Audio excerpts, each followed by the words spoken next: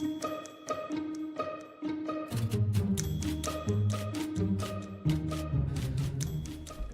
evening. Welcome to another edition of Ask 9. I'm Jim Mertens. Becky Phelps has the evening off.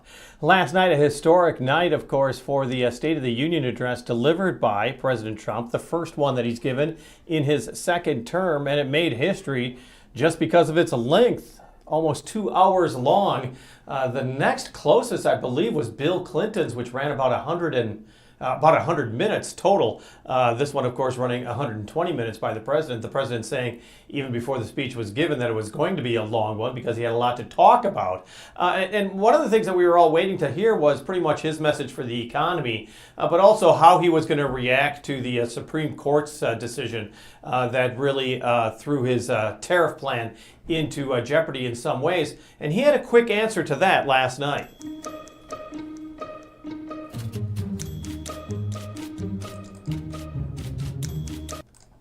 Knowing that the legal power that I, as president, have to make a new deal could be far worse for them, and therefore they will continue to work along the same successful path that we had negotiated before the Supreme Court's unfortunate involvement. So despite the disappointing ruling, these powerful, country-saving, it's saving our country, the kind of money we're taking in. And that's as tough as he got towards the Supreme Court. We weren't quite sure exactly how he was going to address that issue as far as the Supreme Court is concerned. But he once again reiterated the fact that when it comes to his tariffs, there is another way for him to impose what he sees as a moneymaker for the country and something that totally makes sense for the security and the economic growth of this country as well.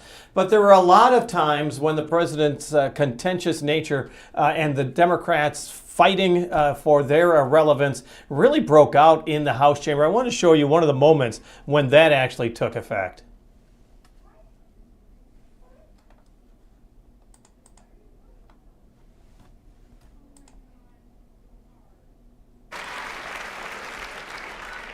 Isn't that a shame? You should be ashamed of yourself not standing up.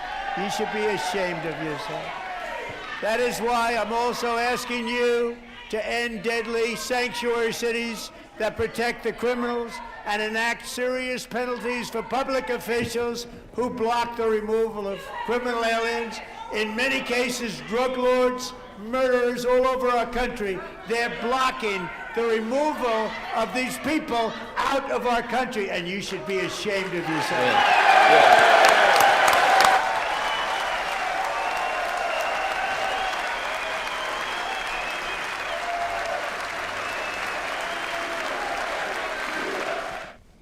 Yeah, some very contentious moments. In fact, one of the Democratic lawmakers being escorted out of the House chamber even before the president spoke last night. It was a moment for the president to really set the agenda and to talk about what is going to be expected in the year 2026. He, of course, talked about his accomplishments as well. And all the Democrats really could do was sit and listen, that is, until after the president's address was finished so they could have their own address. And so we wanted to talk about that with KCRG TV9 political analyst Megan Goldberg about the impact of the speech and also the impact that it will have on the elections to come. So we talked to Megan a little earlier this afternoon. This was certainly a long speech, the longest in history, but the president said he was expecting it to be long because he had an awful lot to say. Yeah, so I think this broke a record for one of the longest States of the Union. There were lots of sort of things that are typical in the State of the Union, sort of introducing stories that are connected to policy proposals. But I think there was a little extra of that last night, and that certainly sort of stretched the time out with many invited guests to point out. But it was, it was indeed sort of lived up to that promise of being almost 2 hours long. Well, and I do want to talk about the guests and the stagecraft, but let's start with how you think the president did. And that can be measured on a number of different metrics. And I'll let you pick which one you want to go to first. Oh, that's a lot of pressure to pick. So I think that overall you can tell that the president felt that this was an important speech in terms of setting up really Republicans in Congress for the midterms, that the midterm elections are sort of really coming up very quickly on the horizon. And this is a chance to sort of frame some of the policies that the Trump administration has pursued and sort of preview some of the policies that are to come. That's really important because, the State of the Union is a chance for the president to have for, as we saw, almost 2 hours of time that's not interrupted by journalist questions. It's not interrupted for the most part by really anything. And the president can command a lot of attention. And so this is really an important opportunity to do that sort of agenda setting, but also credit claiming for the things that have happened and to craft a narrative to describe what the president has done and what the party has done. So I think that we really saw a president, adhering to those goals. And I think we can tell this was a little bit different, that Trump often strays from sort of a scripted speech. And this was much more, focused and on the message. And so in that respects, I think you can see the pressure the president feels and the pressure that the party is under going into the midterms. So who was the audience last night? Because you're giving raw meat in some ways to the base, the people that are going to support you no matter what. But oftentimes, the State of the Union is not only a time to point out your successes and your accomplishments, but also to unify a nation. Right. So I think that is a norm of State of the Unions, but I think we have sort of seen an erosion of that norm. I also think there are a lot of folks who sort of tuned out last night because they don't agree with Trump. You can sort of see there's a few polls that were out this morning about reactions, and one from CNN in particular. It's from a polling firm that has a nationally representative sample, but in polling just people who watch the State of the Union, I believe the sample was only like 18% Democratic. And I think that's because a lot of Democrats tuned out and will sort of catch coverage later. And that this was really a chance to appeal to and activate and mobilize Republican voters to sort of stress, because, and again, a lot of these policies were not necessarily pitched in a very broad, universal way, but really as victories for the Republican Party and with the sort of framing that I think the Republican base expects for these issues. Well, and we know the president is a brawler. I mean, he comes from New York real estate, of course, New York politics. And so you were expecting some elbows there. You were expecting some sharp words. Was the president sharper towards the Democrats than you thought? I think there was certainly a lot of language that I mean, I think it's sort of the norm for Trump, and that is very different than previous presidencies. If you sort of go back and watch other State of the Unions, there have been sharp words offered before. I mean, I think we saw Obama offer a sharp criticism of the Supreme Court after Citizens United decision. Of course, Trump had sharp words for the Supreme Court this time, who were not all in attendance. But I think there were definitely moments where Democrats in Congress were accused of cheating to win elections, suggesting that their victories are illegitimate. There's a lot of sort of poking and prodding at what they do and do not support, and at times when they did express support for whatever policy Trump was talking about, sort of poked at again. And so I think that there's certainly, you expect opposition in American politics, and opposition and people with different opposing viewpoints is not a bad thing in politics. But this was, I think, a bit of a departure from norms we've seen in really the recent past as well. Well, and the key was that the president needed to sell the economy right now. That's where the polling number shows that he's very soft, because people do not think that they are necessarily that much better off. Did he sell it well? Because he really did make that the major point of at least the first hour of his speech. I think he focused a lot on the economy, but I think, strategically, it was a mistake to put it all at the beginning of the speech, because by the time you got to the end, really you're left with the impression that the speech was much more about immigration and about his attitudes towards certain groups in the U.S. that he feels aren't here legitimately or are sort of out to get the U.S. And the economic policy was, kind of forgotten for, I think, many viewers. We have a bias to remember the things that we just heard. So I think that was one strategic mistake. I also think that, he wanted to sell the economy, but he's got an upward battle there, because economic context right now is not good for the president. And obviously, the sort of main piece of that is tariffs, which were just struck down by the Supreme Court. I think the other challenge is he laid out some vague policies, but also some policy ideas that are just not tenable. For example, replacing the income tax with tariffs. Tariffs bring in such a small proportion of revenue compared to income taxes. To raise tariffs to the level of meeting income taxes would be disastrous on the U.S. economy. And the tariffs that we've had have not been, there's a huge cost to American households. And the money is still coming out of the American consumers' pockets at the end of the day.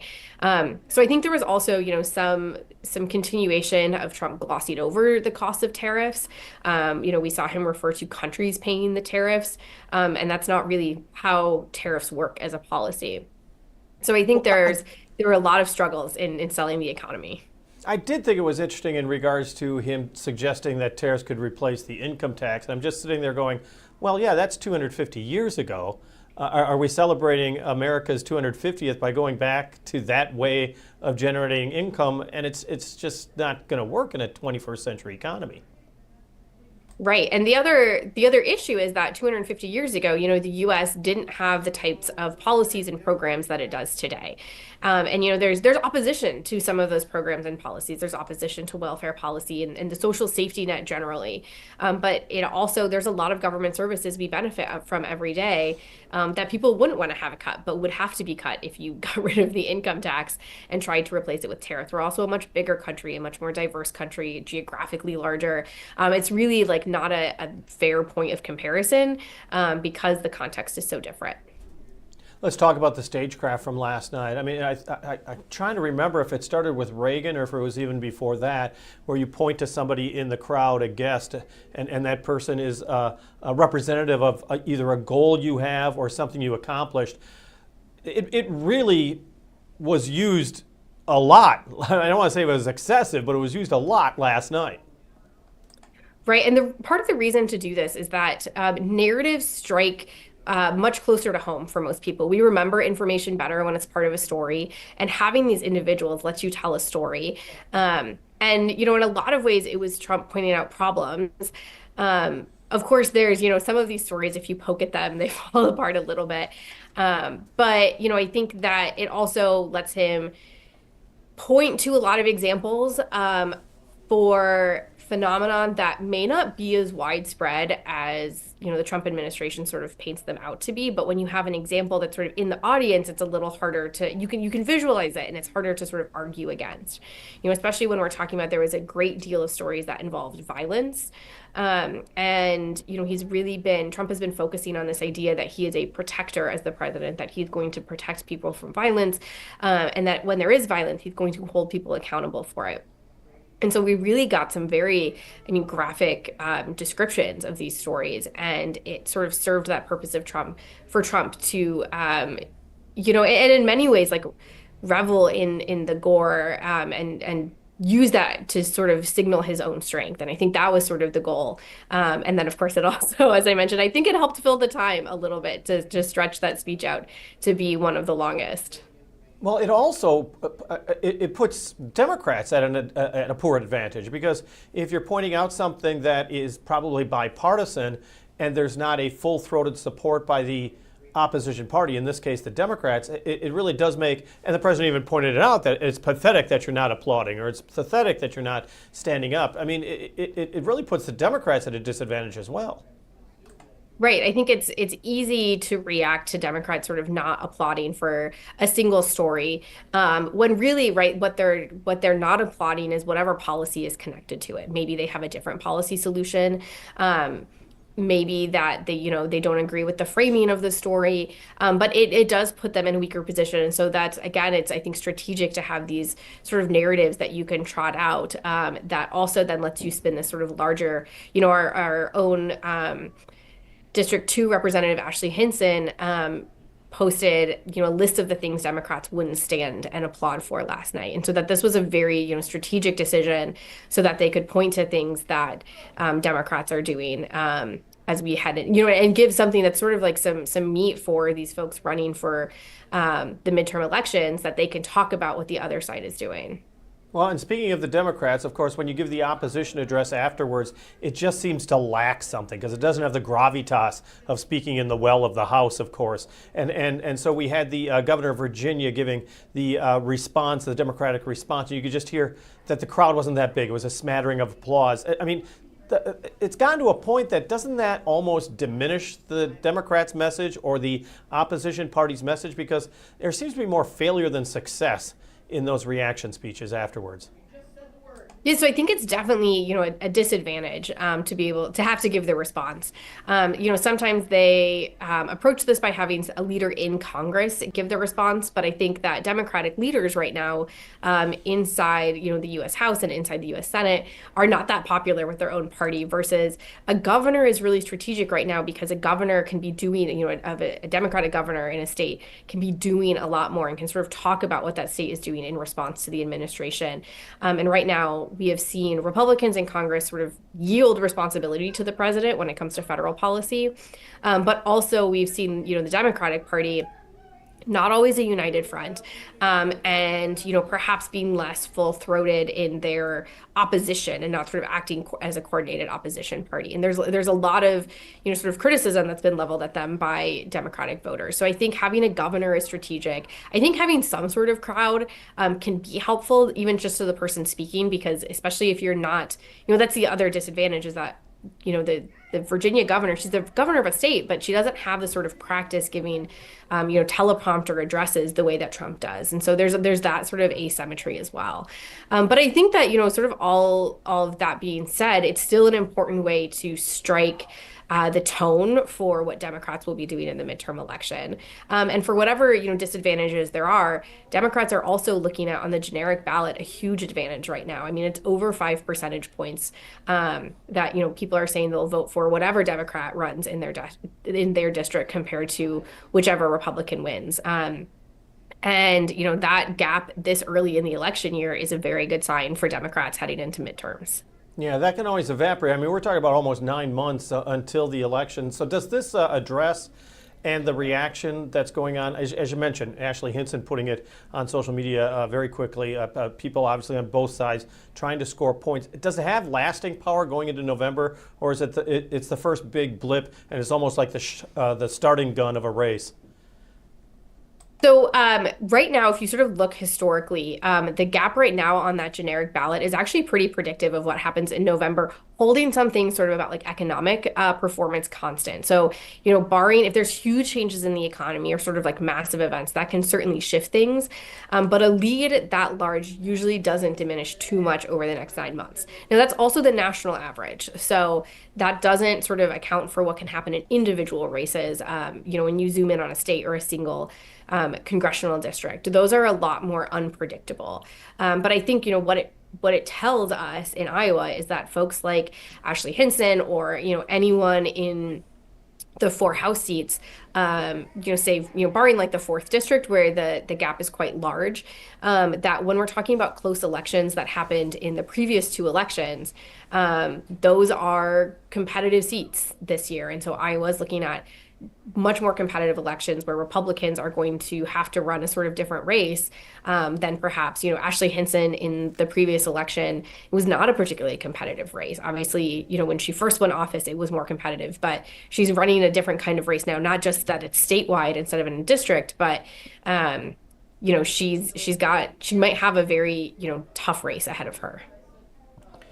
KCRG TV9 political analyst Megan Goldberg from Cornell College talking about the speech, the State of the Union address by the President of the United States.